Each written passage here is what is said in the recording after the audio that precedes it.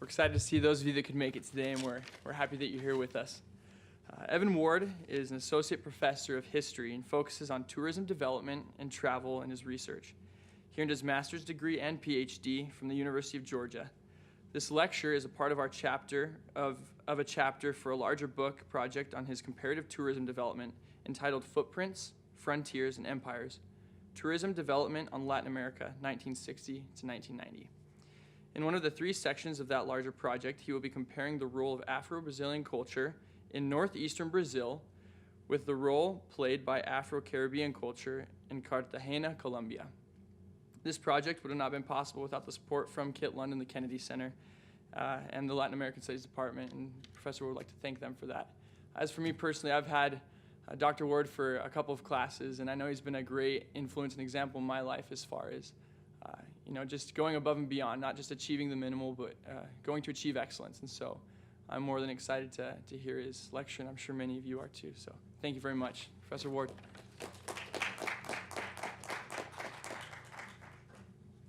Well, I'm excited to be with you this afternoon. And since some of the geography and maybe terms that we use might be new, I'd like to give you a little bit of orientation. We're going to be talking largely about two cities in northeastern Brazil, Salvador and Recife. And if they look close together, that's still quite a bus ride. It would take a good part of a day or longer to make that trip. There's another place that I'll mention called Petacchi, and it's located about halfway between Rio and Sao Paulo. And it's a colonial city that played an important role in trade. Towards the end of the paper, I'm going to reference a couple of the today African nations that were the primary points of departure for slaves that came to Salvador in northeastern Brazil, and today these two countries are Benin and Nigeria. I think it's very critical to point out over 1 million slaves passed through the ports of Bahia of Salvador alone. And then I want to define a few terms.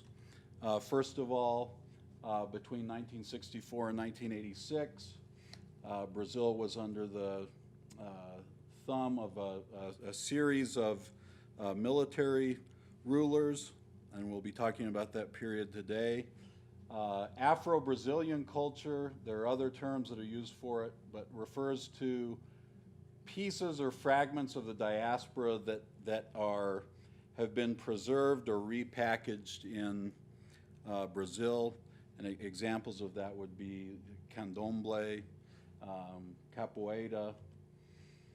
And when I talk about Luso-Brazilian, I'm talking about elements of Portuguese culture that have been repackaged in Brazil. One of the central themes I'll be talking about is called Luso-tropicalism. And this is the idea that the Portuguese had an advantage over other European colonizers in being able to create hybrid or blended cultures that are manifest not only in the colonies but in Portugal as well.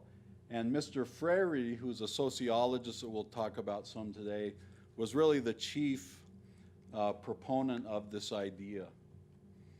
And I'm going to use a term to refer to the Brazilian Foreign Ministry, Idamarati, which is the name for that institution.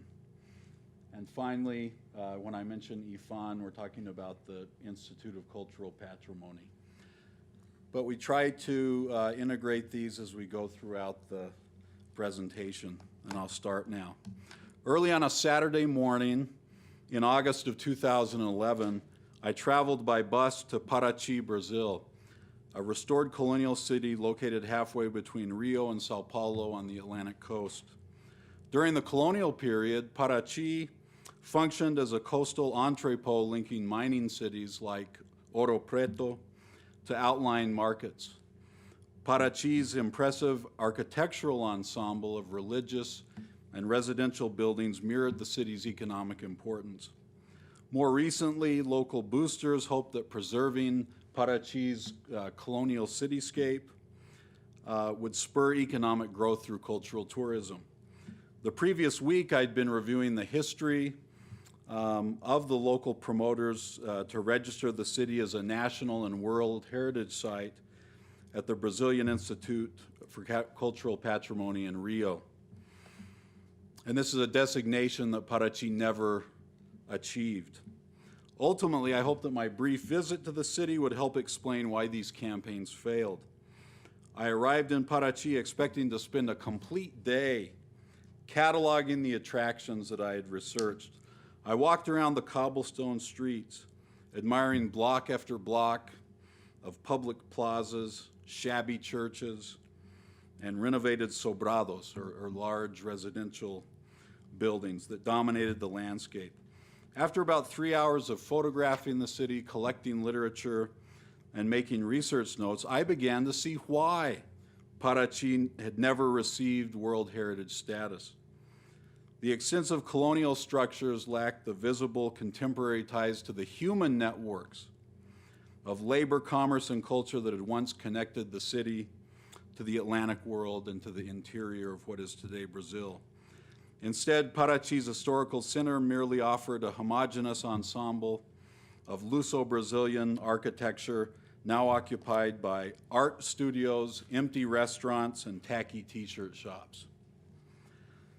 The contemporary cultural tourist landscapes of Brazil's central and northeastern cities owe a great deal to not only to Portuguese colonial architecture in cities like Petacchi, but also to the intersection of cultural preservation policies in Brazil after the 1930s and tourism development strategies during the military dictatorship between 1964 and 1986.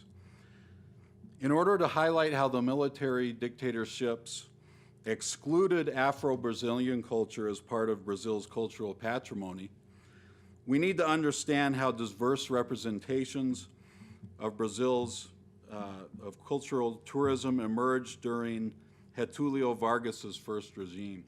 He was a president on a couple of occasions, but first served as president from 1930 to 1945.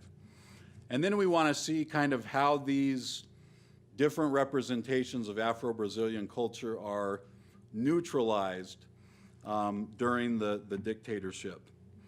And we can do this by looking at the writings of two of Brazil's literary giants, sociologist Gilberto Freire from Recife and novelist Jorge Amado from Salvador da Bahia.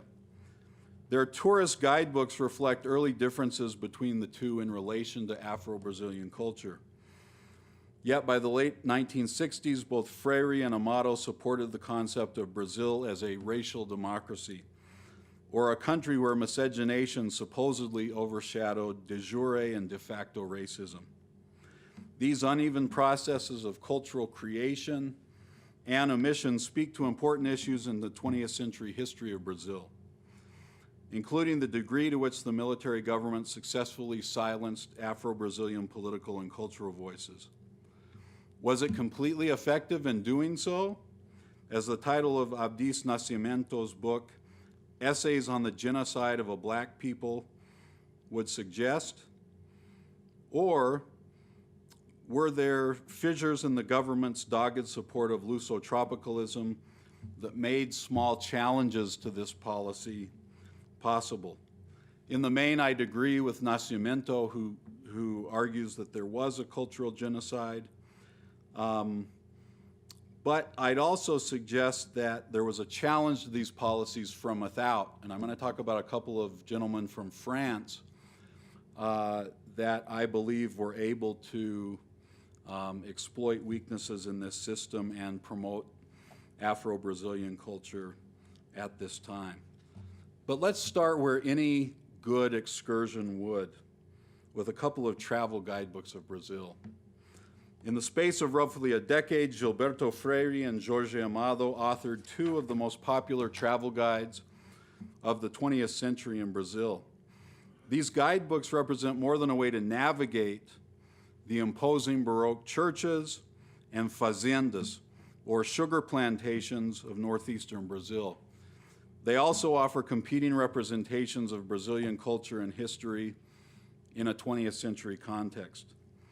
In 1934, the young sociologist Gilberto Freire authored the Guia Prático, Histórico e Sentimental da Cidade do Recife. So this is the practical guide to the historical and sentimental aspects of the city of Recife. The Guia Prático offers an early version of Freire's concept of Lusotropicalism, which pervades his academic studies, and he also took trips in the 1950s to Portugal, Africa, and Asia to prove this theory, and it's throughout his travel narratives. He kept a couple of notebooks that he later published. And in talking about the city of Recife, this is how he characterizes it. He said that this was a city of harmony. He writes of the Recife of the first Jewish cultural center in the Americas, of the first political assembly, the city that for some time united the most diverse population on the continent, fair-skinned, brown and black, Catholics, Protestant, Jews, Portuguese, native Brazilians, Flemish, Africans, Englishmen, Germans, noblemen, soldiers of fortune, new Christians, adventurers, commoners, exiles, people of diverse origins, creeds, and cultures that mingled here, creating one of the most interesting types of Brazilians. So he sees all of these people kind of blending in to create a Brazilian culture, a Brazilian people. Freire symbolically saw this same cultural symmetry converging on Recife's architecture when he observed that throughout history one could stand on the top of the city's churches and bell towers and gaze at ships arriving in the city's ports from Africa, from Europe, and the Americas. 3 years after he published this tour book to Recife, he was an important part in establishing IFAN, or the cultural patrimony arm of the Brazilian government. And I think what's most fascinating in my research is that this organization that started in 1937 did not really recognize African influences in Brazilian culture until 1997. So this was even 11 years after Brazil had returned to democracy. They published an edition of their journal that talked about the culture of the African diaspora. Now, Freire actually wrote one of the first pamphlets for the organization, and it was a study of Macombos do Nordeste, some notes about the primitive but common house of northeastern Brazil. And this looked at vernacular housing in early 20th century Brazil before it was bulldozed. But from that point on, he focused largely on European architecture as the sum of Brazil's culture. In 1945, more than a decade after the publication of Freire's guidebook to Recife, novelist Jorge Amado published a guide for Salvador entitled Bahia de Todos os Santos. In contrast to Freire's portrayal of Recife as a cosmopolitan force harmonizing disparate traditions in Brazil's northeast, Amado's guidebook emphasized the fractious cultural, economic, and social legacies of slavery in the African diaspora in the contemporary 20th century. Quote, "Your eyes will be dazzled by the picturesque," Amado writes, "but you will also become sad in the presence of all the misery that fills these colonial streets where skyscrapers now begin to climb." Amado's text, which was influenced by his early Marxist leanings, accented the independent yet integral nature of Afro-Brazilian culture on Bahian landscapes. In Amado's Bahia, for example, African saints cry out in the night for visitors that are perceptive enough to hear them. Amado also offers a historical approach to his touristic representations of Bahia, by calling attention to the contemporary social and economic conditions on streets that were paved with stones by slaves, quote, while the sun shone above at midday, leaving spots of blood, close quote. Thus, in contrast to Freire's unified vision of Recife, Amado offers his readers a living city that is, in his words, multiple and unequal. And maybe with an intimate audience here, I'll talk through some of these points instead of completely reading the texts. There are a couple of really important differences in these books that go beyond portraying Afro-Brazilian culture as the centerpiece of regional culture versus kind of a side component. And one of these is the way that they treat Afro-Brazilian culture in time. In reading Gilberto Freire's Guidebook to Recife, the black actors and actresses on the stage are largely ephemeral, and they don't necessarily play the same role as the permanence of the Portuguese and colonial architectures that you would see on the landscapes as you walked around the city.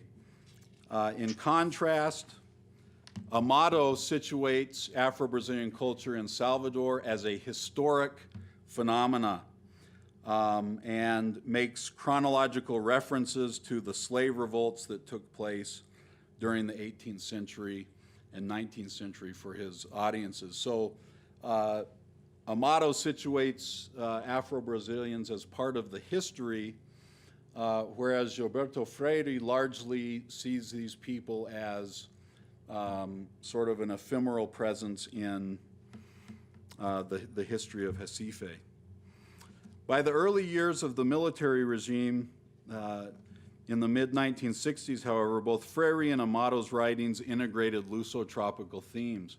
So whether formally or because of circumstances related to the suppression of Afro-Brazilian country at the time, I would argue that both of their positions kind of moved towards each other. Freire was very active in national politics. He did this for a couple of reasons. One, he started an institute for the study of the Northeast in Recife and had to go through the process of getting financial support from this from the government. Secondly, in a fascinating book that I'd recommend that anyone that's interested in late 20th century Brazilian history, which is entitled Hotel Tropico, by a historian named Jerry Davila. Freire was kind of at the center of a movement to catalog and define Brazilian culture, and Luso-tropicalism would become the main idea that would link Brazil with Africa, suggesting that racial discrimination had never been a part of Brazil's government formally, as it had been in the United States, and trying to set Brazil apart from the U.S. during the Cold War. My reading of Jorge Amado is a little bit different. His novels, published later on in the 20th century, after he wrote Bahia de Todos os Santos, don't carry the same sort of Marxist, class-based critique of his earlier writings. And he also becomes skeptical about tourism as a vehicle for social change and social awareness. Instead, it would be a French expatriate, Pierre Verger, that left the most enduring critique of the government's skewed representation of Brazilian cultural patrimony. Historians Anadelia Romo, Jerry Davila, and Paulina L. Alberto have each chronicled the contributions of Verger, the photographer, historian, and anthropologist who spent most of his adult life documenting cultural connections between northeastern Brazil and its African analogs in West Africa. Although he was an outsider, his strong relationships with locally venerated Mais Santos, or the holy mothers of the candomblé houses, contributed to his reputation as an insider of Afro-Bahian culture. Vergueiro also pursued support from the Brazilian Foreign Ministry during the military dictatorship to create what I'm going to spend most of my time talking about, which is the Museu Afro-Brasileiro that's located in Salvador today. The story of Vergueiro's creation of the museum began in the late 1960s when the Brazilian government solicited assistance from UNESCO for a new initiative that it had to link cultural preservation and economic development through cultural tourism. And this probably seems like something of a paradox, to be preserving culture so that it can be consumed by tourists.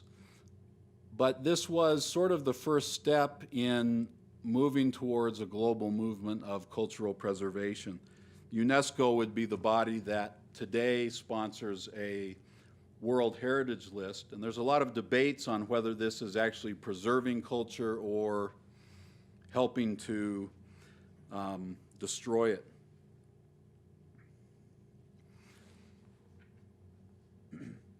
So the gentleman that UNESCO sends to Brazil to give them an assessment of the touristic splendors that they have to share was an architectural critic from France named Michel Parent. Now, Parent was as old school as they come. In the 1970s, he spearheaded a letter-writing campaign railing against the noise pollution created by the Concorde jet. In terms of cultural tourism, though, he was far ahead of his time. In the 1960s, there was generally a feeling that architecture was what needed to be preserved. But Parent, in his visits to Brazil in 1966 and 1967, suggested that culture is immaterial, as well as referring to architecture. And he would gently point out that the Brazilian Cultural Patrimony Ministry had overlooked this or ignored this. After he got done with his two trips in 1966 and 1967, he wrote a 150-page report giving the Brazilian government guidance on what they could do to improve their cultural offerings for tourists. And he never directly challenged the government on its preference to focus on colonial Portuguese architecture, but he raised subtle questions as to why Afro-Brazilian culture had been excluded. And he has an interesting quote here that kind of underscores what he saw as being the culture of Brazil. He said, "Brazil's heritage in stone is found not in great ruins and monuments of past civilizations, but in its living cities. Thus, its cultural heritage cannot be divorced from the life in these cities, from the beliefs, rites, and festivals, the music and literature, which are all anchored in tradition and in the Brazilian pattern of life. Brazilian authorities may need international cooperation to carry through its project successfully, but this success will be a priceless gift that Brazil will offer to the whole world community."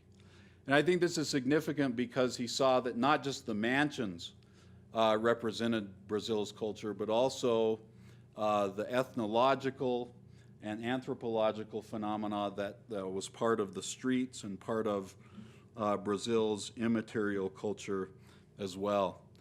When Parent was in Salvador, he actually met with Vergueiro and encouraged him to build a museum that would focus on these connections that Vergueiro had been photographing and traveling back and forth between Benin, Nigeria, Angola, and Salvador to make a more specific historical and cultural connection between the two places.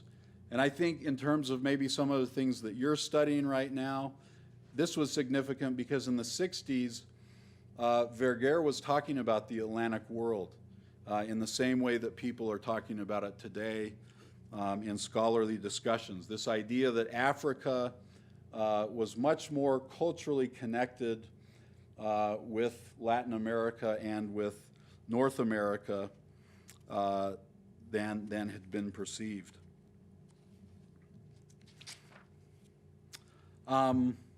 I wanted to move towards the end of my presentation today and share a letter with you that I found when I was going through Pierre Verger's papers. If you're not aware of this, historians have to use quite a bit of diligence in finding their sources. And I actually, Verger's foundation in Salvador is far away from the center of the city. And I went there one day, got stood up by the archivist. So I was wondering whether it was worthwhile to go back. But the next week I did go back, and I found some really incredible correspondence between Verger and the Brazilian Foreign Ministry. And I'd like to share this letter. He wrote everything in French. And so he had something of a challenge, not just interacting with officials in Brazil, but also kind of bringing all of his interests together so that he could create a scholarly career there in Salvador. But I want to read this letter of his experience of putting the collection together. Now imagine this, if this was your task, that you had $2,500 to put together a complete museum collection. So this is in 1974, 1975. How would you do that? It would be very difficult, but I want to share his experience. He says, "Dear Director," and this is an extended letter, but it's intriguing. "I have the honor to account for the results of the mission you have entrusted to me to acquire African objects destined for the Museo Afro-Brasileiro da Bahia. Above all, I wanted to center my research on the Nago Yoruba and Fon ethnicities in present-day Benin and Nigeria." So he's focusing on these areas that particularly are connected with Salvador. "I've purchased 251 pieces on behalf of Itamarati, for which I have sent the attached list with an expenditure of $2,987. I initially planned to travel in Africa for a period of 2 months. I was obliged to extend my sojourn for another month because some of the most important reproductions that I commissioned to artisans and blacksmiths could not be completed in a shorter period. Some of the pieces purchased, including pottery and iron objects, carry ethnographic significance and may be displayed at the museum in close proximity to similar objects made in Brazil." So what he's trying to do is increase the association of these cultural fragments found on both sides of the Atlantic. He goes on, "Despite the modest budget at my disposal, I've been able to purchase a few pieces that will bring honor to the museum. I want to highlight the work of a blacksmith from whom I ordered copies of 3 objects displayed at the Historical Museum in Benin's capital. I purchased one of them, a statue of Gu, god of warriors and blacksmiths, for $50. It is a copy of a larger sculpture on exhibit at the Musée de l'Homme in Paris.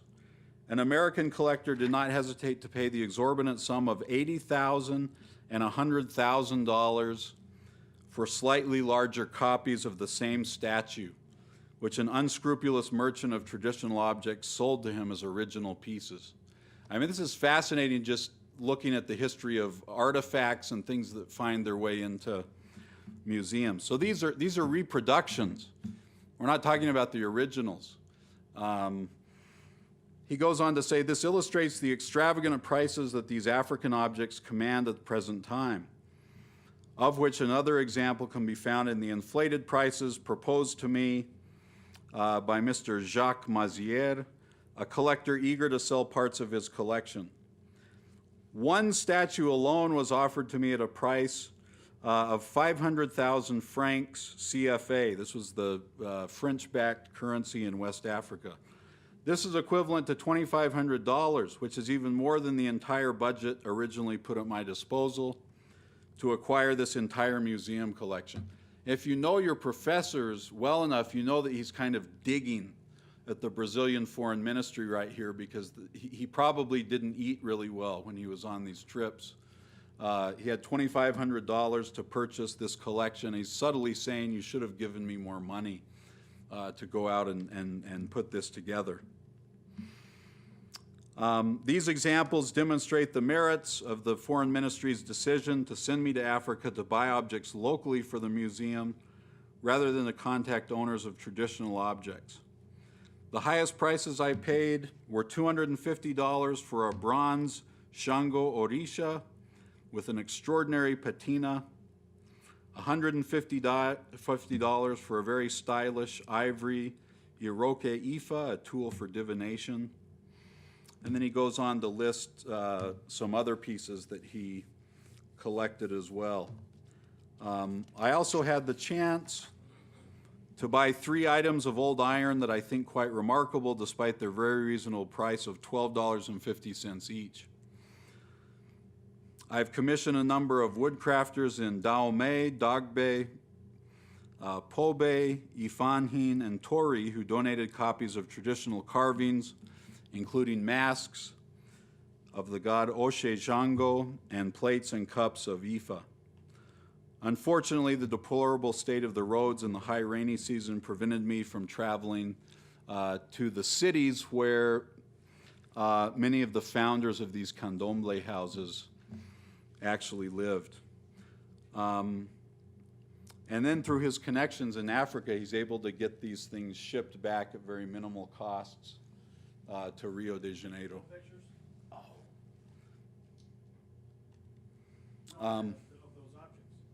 I don't have those pictures, just an inventory of the pieces.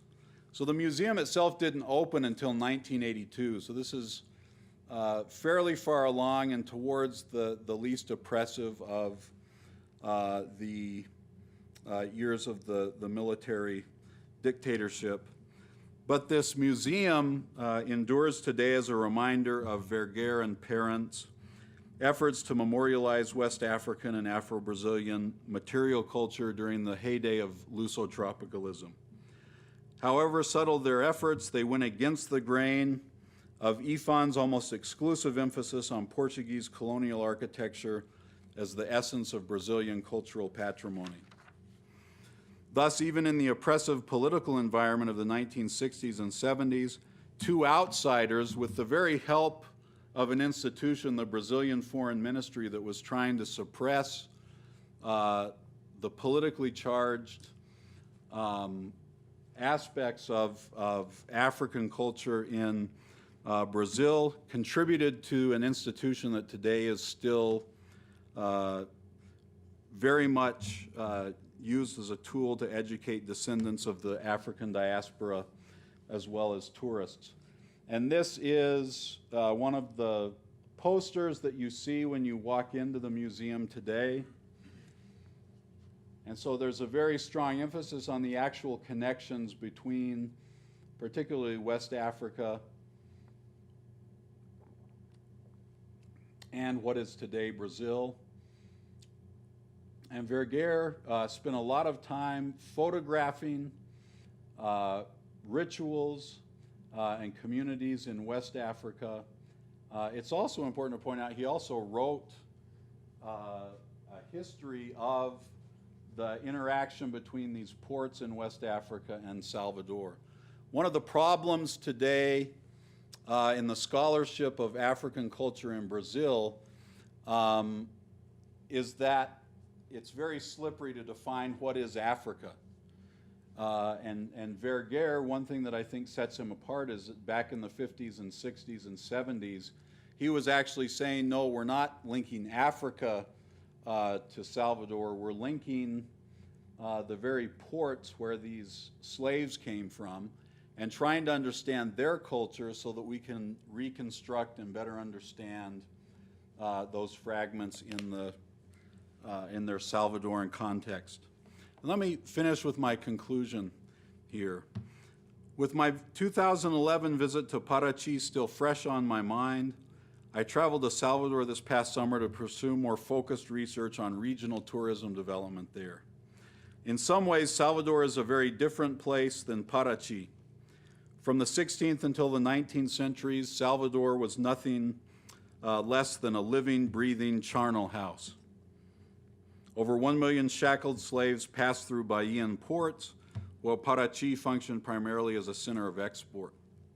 Furthermore, Salvador's steep, tortuous streets, which induce hyperventilating from even the fittest of tourists, differ markedly from Petacchi's colonial center, located as it is on a coastal plain, where gentle surges from the bay often flood the cobblestone streets and bathe the thick walls of churches and sobrados. But in other ways, the two tourist districts share similar historical trajectories. Jorge Amado's foundation of former colonial residents lords over Pelourinho. And if you saw the image that I took for the poster for this presentation, it's a picture in front of Jorge Amado's foundation, which is at the top of this very steep hill, where pillories used to be placed to punish slaves. Today, slaves are no longer whipped there at the place of the pillory. Instead, city workers wearing gray one-piece jumpsuits stoop to uproot unwelcome blades of grass that spring up between the raised, uneven cobblestones that sharply cover the sloping square. In contrast and in close proximity to these city workers, tourists pose for pictures in front of the foundation's deep blue facade. But the Jorge Amado Foundation itself seems to be more of a site of literary pilgrimage, people remembering, memorializing his novels, than a reminder of the haunting historical realities that still figuratively echo from his earliest writings, as in Bahia de Todos os Santos. In essence, today's institution primarily celebrates its founders' literary creations, many of which brought aspects of Gilberto Freire's Luso-tropicalism to fictive life. It is on the less visible peripheries of Salvador's historic center that we find more substantive homages to Bahia's Afro-Brazilian cultural frontier. The Casa do Benin, for example, sits at the bottom of the steep hill climbing towards Pelourinho. The modest museum displays a well-worn assemblage of artifacts also collected by Vergeer. Walking uphill beyond Amado's foundation towards the Praça dos Terreiros and catty-corner to Bahia's Jesuit Cathedral, we encounter the Museo Afro-Brasileiro, perhaps Vergeer's most significant institutional contribution to Bahian cultural tourism.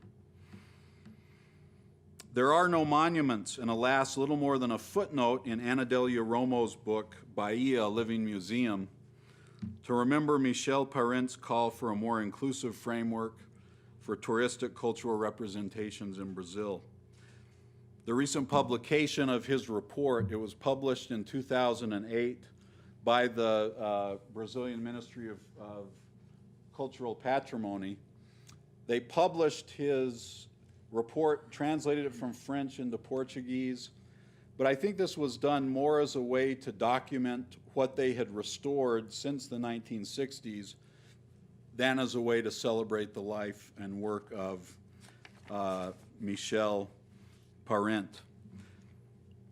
Yet it is in Parent's other UNESCO publications, not just dealing with Brazil, but he was also a tourism consultant in Senegal, that suggests a less optimistic response to the systematic exclusion of African and Afro-Brazilian culture as a component of Brazil's cultural ensemble during the early years of the military dictatorship. And thank you, and I'll take any questions if you'd like to discuss any of the aspects that I've discussed today.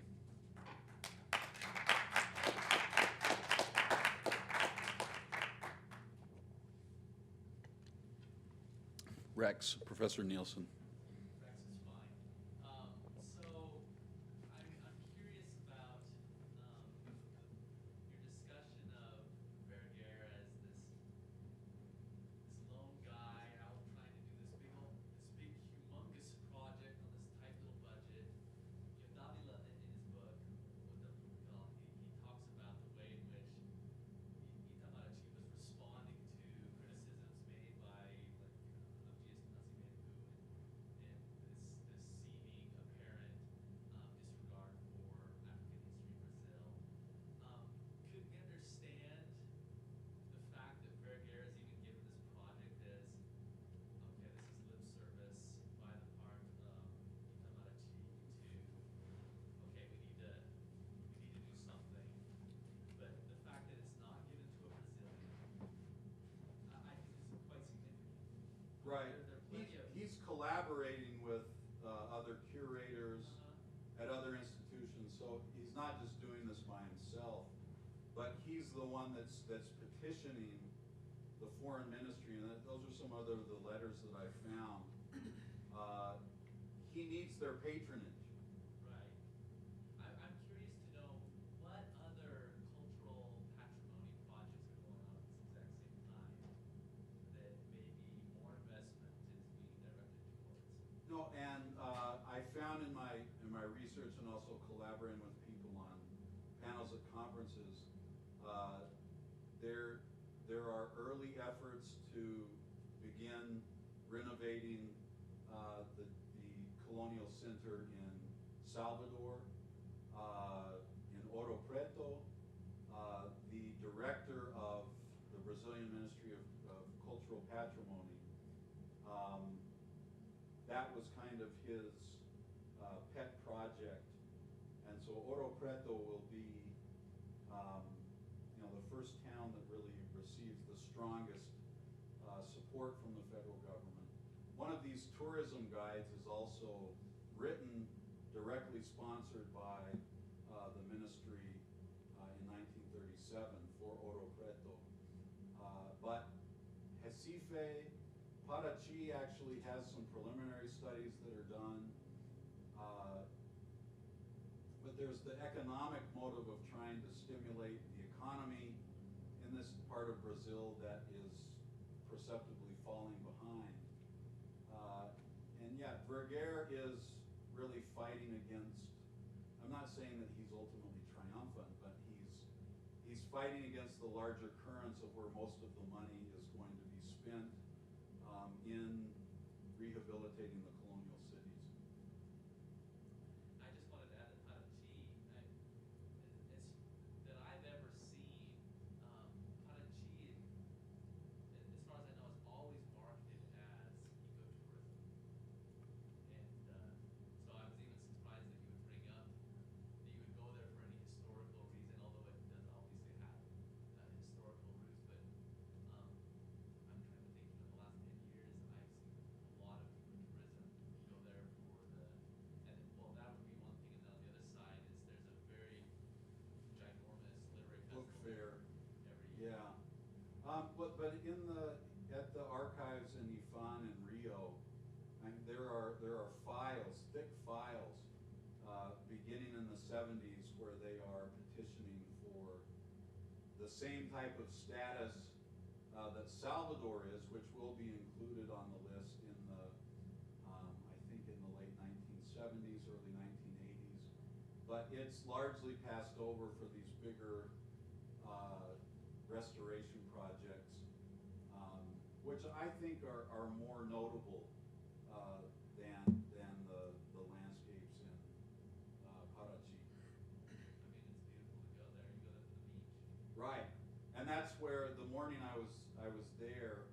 That's where everyone was out on the bay, catching boats to go out for lunch. And as you saw, the streets are largely pretty empty. Is it not Red Literary Festival? No, it wasn't. Yeah, I'm sure that it is. Brian? I guess the question I have is there significant, I'm sure there is, but what kind of significance does it have that this big kind of Afro-Brazilian cultural integration push was made in Salvador instead of, let's say, Recife, where it was more of like a cultural melting pot? Like, what would have been maybe some of the differences? Why Salvador, and why was it such a, like, the spot for that push? Well, Salvador, in terms of literary production of black Brazilian authors, is a bigger focal point, I think, than Recife. There's a national movement in Salvador that's publishing newspapers, the MNU, and so for a time, some of the leading black scholars and intellectuals, maybe not in the sense that we would think of as university professors. There's a book by Paulina Alberto, and she writes about the different strains of black intellectual thought in Sao Paulo, Rio, and Salvador. But Salvador had this reputation, I think, largely because of this tremendous slave trade that went through there, that it was associated with black Brazil and with these connections to Africa. Thank you. I mean, the percentage of black Africans today is much higher in Salvador than it is in Yes, Salvador. yeah. And the products that are hawked to tourists include foods that are Afro-Brazilian, things that you would consume as fast foods in Africa as much so as for tourists and locals today. Professor Lund. Professor Ward, thank you. My question is a little far-fetched, but I'm a fan of the Baroque, so you can understand that. Under the bigger umbrella of tourism, both exported and resurrected and made orthodox, either in Brazil or out. I hesitate to even bring this up because it might give more credence to a blood sport than we might want to be comfortable with here at BYU. But UFC, are you a fan? No, but I'm Okay. familiar with it. So where am I going with this? I'm going to the Royce Gracie extension of Afro-Brazilianness through the capoeira vein. This is on the world stage. I'm just wondering if, even in Brazil, this is considered a cultural manifestation that is being exported or that is being even acknowledged. Does it find a venue in the greater orthodoxy of Brazilian tourism, either in country or as more purely an export? I think the most superficial example is what you would see on the streets in the process. But I think that with capoeira, we can actually draw a parallel with what's called roots tourism. That sort of complicated the picture of tourism in Brazil in the 1970s. At the same time that the Brazilian government is sponsoring people like Vergueira to go and make these collections in Africa, the descendants of slaves in the United States are recognizing that they can find some of these cultural fragments in Brazil. And so in the 1970s, they start organizing tours out of New York, out of New Jersey, to visit the candomblé houses. And